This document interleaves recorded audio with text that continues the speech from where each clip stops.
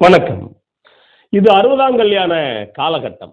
ஏன் அப்படின்னா, புதுசா பண்ணக்கூடிய கல்யாணங்கள்லாம் பெருசா லெவிக்க மாட்டேங்குது அப்படின்னு சொல்லுவாங்க.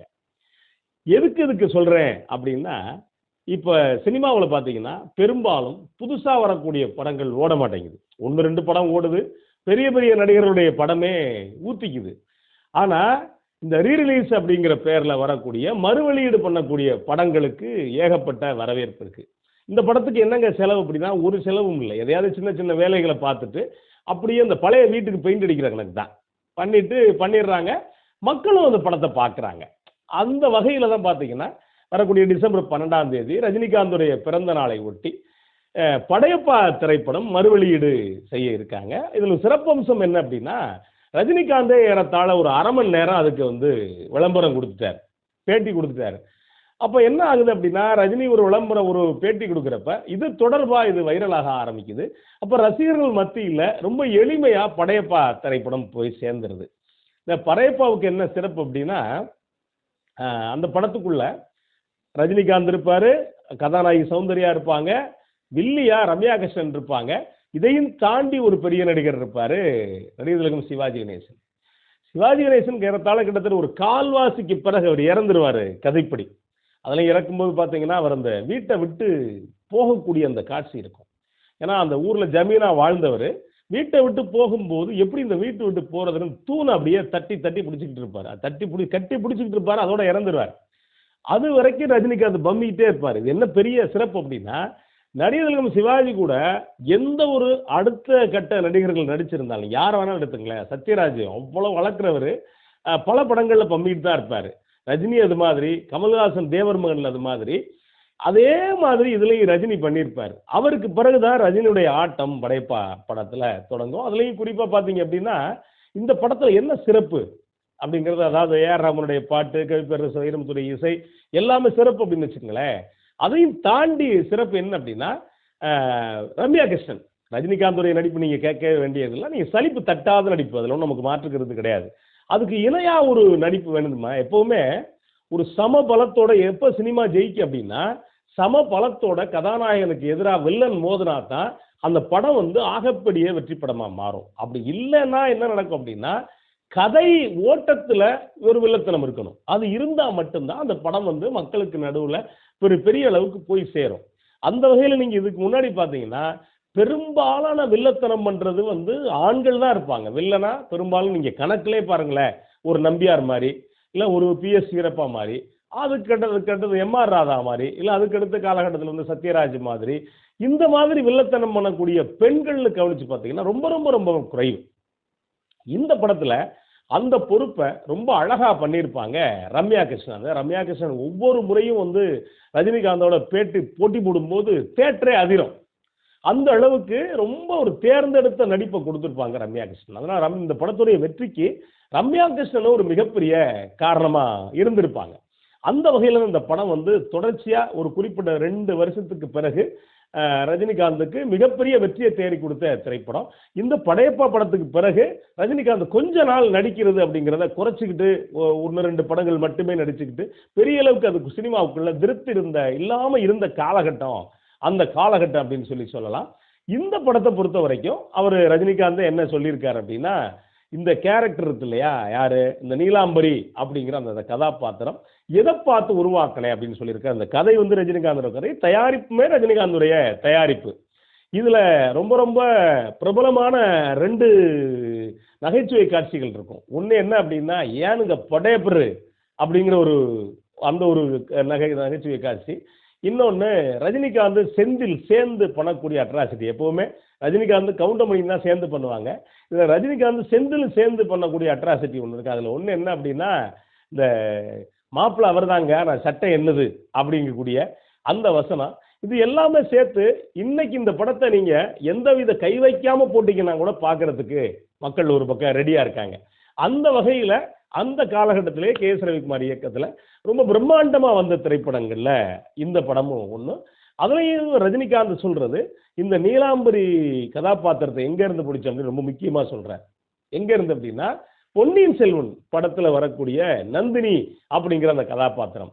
நந்தினி கதாபாத்திரம் பெரிய பழுவேட்டரையருக்கு கிட்டத்தட்ட ரெண்டாந்தார மாதிரி மனைவியா இருந்துகிட்டு உள்ளுக்குள்ள எல்லா வேலையும் பார்ப்பாங்க. அந்த நீங்க அந்த கேரக்டர் பார்த்தீங்கன்னா உங்களுக்கு அதாவது அதுல ரொம்ப ரொம்ப முக்கியமான கதாபாத்திரங்கள் பொன்னியின் செல்வன் இருக்கலாமே தவிர ராஜராஜ சோழன் முக்கியமான கதாபாத்திரமா வந்தா கூட உங்களுக்கு பெரிய அளவுக்கு நெகிழ்ச்சி ஏற்படுத்தக்கூடிய கதாபாத்திரமா ஒரு பக்கம் இந்த நந்தினி கதாபாத்திரம் இருக்கும், இன்னொரு பக்கம் பூங்குழலி கதாபாத்திரம் இருக்கும், இன்னொன்று வந்தியத்தேவன் கதாபாத்திரம் அந்த படத்துல ரொம்ப முக்கியமான கதாபாத்திரமா இருக்கும்.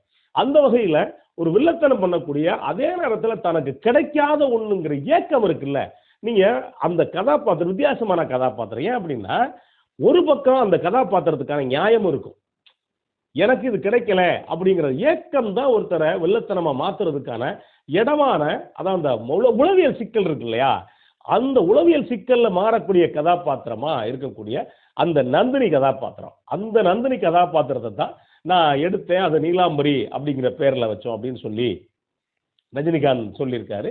இப்பவும் அந்த நந்தினி கதா அந்த நமக்கே அப்படி வருது பாருங்க, அந்த நீலாம்பரி கதாபாத்திரம் இப்போ வரைக்கும் பெரிய அளவுக்கு புகழை தேடி கொடுத்தது ரம்யா கிருஷ்ணனுக்கு. எத்தனையோ படங்கள் நடிச்சிருந்தா கூட நீங்க நீலாம்பரிக்கு முன் நீலாம்பரிக்கு பின் அப்படின்னு நீங்க சொல்ற அளவுக்கு அவ்வளவு ஒரு மாறுபட்ட ஒரு வித்தியாசமான கதாபாத்திரம். ரஜினிக்கு சமமா ஒரு பெண்ணா அப்படின்னு அந்த காலகட்டத்தில் பல பேர் பேசினாங்க. இப்படியெல்லாம் நடிக்கலாமா வைக்கலாமா, ரஜினி ரசிகர்களே ஒரு சில பேர் கோவப்படுற அளவுக்கு அந்த நடிப்பு இருந்துச்சு அப்படின்னா ரம்யா கிருஷ்ணனுடைய பாத்திரம் எப்படிப்பட்ட பாத்திரம் அப்படின்னு நம்ம இதை உணரலாம். அந்த அளவுக்கு ஒரு சிறப்பான பாத்திரமா போட்டி போடக்கூடிய பாத்திரமா இருந்துச்சு. இன்னும் சொல்ல போனா ரஜினிகாந்த் சொல்றது என்ன சொல்றாரு அப்படின்னா ஐஸ்வர்யா ராயத்தான் இந்த கதாபாத்திரத்துக்கு தேடணும், அவங்க கிடைக்கல ஒத்துக்கல. ஏன்னா ரஜினிகாந்த் அவ்வளவு பீக்கில் இருந்த காலகட்டத்தில் ஐஸ்வர்யா ஒத்துக்கல அப்படின்னா அதுக்கு பல காரணங்கள் இருக்கலாம் அப்படின்னு வச்சுக்கோங்களேன். என்னன்னா இயற்கை ஒரு சில நேரத்தில் ஒரு காலம் ஒரு சில நேரத்தில் சரியானவங்களை கொண்டு வந்து சேர்க்கும். நீங்க அந்த கதாபாத்திரத்துக்கு நம்ம இப்ப நீலாம்பரி கதாபாத்திரத்துக்கு ரம்யா கிருஷ்ணனை விட்டுட்டு ஐஸ்வர்யா ராயை நம்மளால நினைச்சு பார்க்க முடியுமா அப்படின்னா இந்த அளவுக்கு கொடுத்துருக்க முடியுமா அப்படின்னா கொடுக்கறதுக்கான வாய்ப்பே இல்லை அப்படின்னு வச்சுக்கோங்களேன். அந்த அளவுக்கு ஒரு செறிவான ஒரு கதாபாத்திரத்தை ரொம்ப அழகா நேர்த்தியோட பண்ணியிருப்பாங்க ரம்யா கிருஷ்ணன். அதே மாதிரி சொல்றது என்ன சொல்றாங்க அப்படின்னா படையப்பா 2 திரைப்படம் வர்றதுக்கான வாய்ப்புகள் ஒரு பக்கம் போய்கிட்டு இருக்கு அப்படின்னு சொல்றாங்க.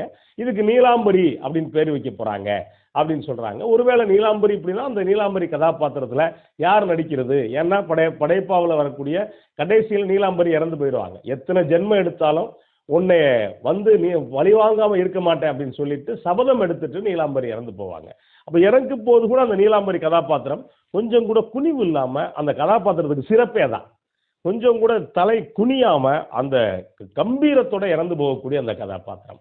இந்த கதாபாத்திரத்தை மறுபடியும் நீலாம்பரி பாத்திரத்தை இவங்க செய்வாங்களா, ரம்யா கிருஷ்ணன் செய்வாங்களா, இல்லை இதுக்கு பதில் வேற யாராவது ஒரு நடிகை செய்ய போறாங்களா அப்படிங்கிற இந்த வகையான கேள்வியோடையும் ஒரு பக்கம் ஓடிக்கிட்டு இருக்கு.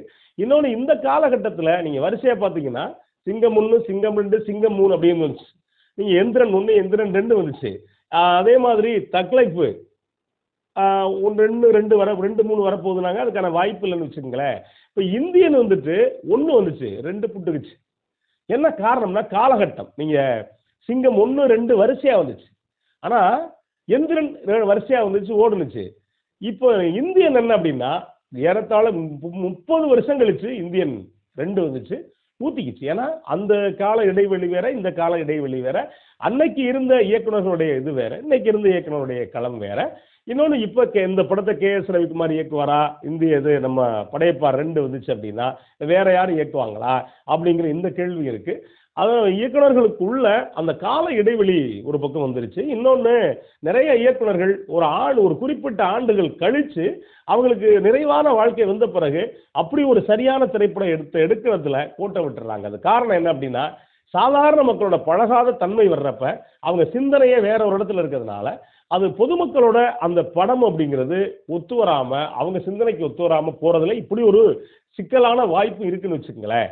அந்த வகையில தான் அடுத்து வரக்கூடிய நீலாம்பரி அல்லது படையப்பா 2 அப்படின்னு சொல்லக்கூடிய அந்த திரைப்படம் ஓடுமா ஓடாதா அப்படிங்கிற இது ஒரு கேள்வி ஒரு பக்கம் இருக்கு. எது எப்படி இருந்தாலும் படையப்பா படம் மறுவெளியீடு வரும்போது கண்டிப்பா அது ரஜினி ரசிகர்களுக்கு ஒரு பெரிய கொண்டாட்டமாகவும் இருக்கும். ஏன்னா ஊர்ல என்ன சொல்லுவாங்க அப்படின்னா பிள்ளை இல்லாத வீட்டுல கிழவன் துள்ளி துள்ளி குதிச்சானா அப்படின்னு சொல்லுவாங்க.